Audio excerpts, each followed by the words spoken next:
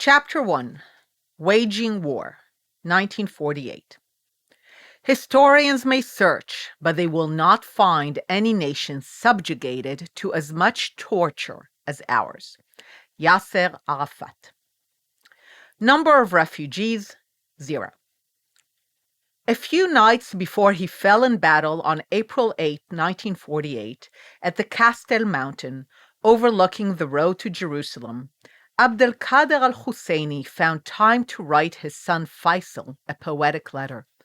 "This land of the brave," wrote the commander of the local Palestinian militia forces in the Jerusalem area during Israel's War of Independence, "is the land of our forefathers.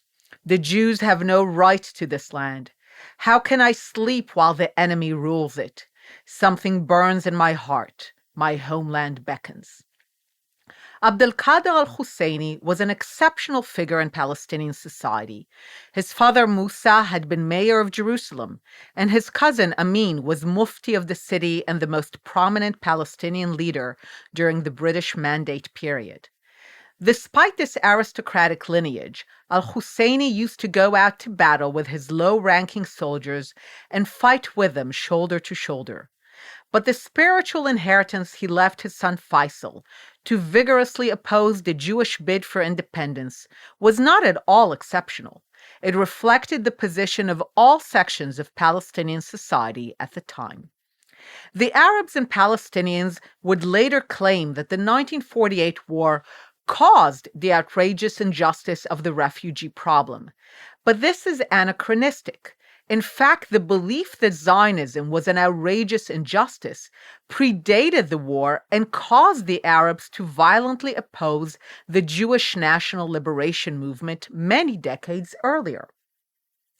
Before even a single Palestinian had fled his home in the Mandate territory, there prevailed the notion in the Arab world that Jewish sovereignty in the region was a crime against justice. It was this Arab view of Zionism as an inherent injustice that led to the war of 1947-49 and to the creation of the Palestinian refugee problem in the first place.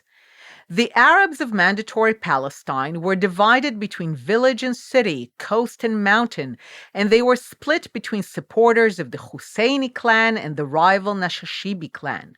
Nevertheless, they were very much united politically in their rejection of the principle of Jewish sovereignty over any part of the land. At no stage did they accept the Jewish demand for independence in even part of the land of Israel. During the years of the Mandate, which was given to Britain in 1920 by the newly created League of Nations to govern the territory in order to establish a national home for the Jewish people, the Arabs had never stopped opposing this goal, seeing the whole land as Arab and compromise as impermissible. The violent intercommunal struggle between Jews and Arabs, which started almost at the outset of British rule in the 1920s, eventually exhausted Britain, which decided to refer the question of Palestine to the United Nations after World War II. In a speech in Parliament on February 18, 1947, British Foreign Secretary Ernst Bevin, known for his hostile attitude to Zionism and the Jewish pre-state community, Yishuv, explained his country's decision. His Majesty's government had thus been faced with an irreconcilable conflict of principles. For the Jews, the essential point of principle is the creation of a sovereign Jewish state. For the Arabs, the essential point of principle is to resist to the last the establishment of Jewish sovereignty in any part of Palestine.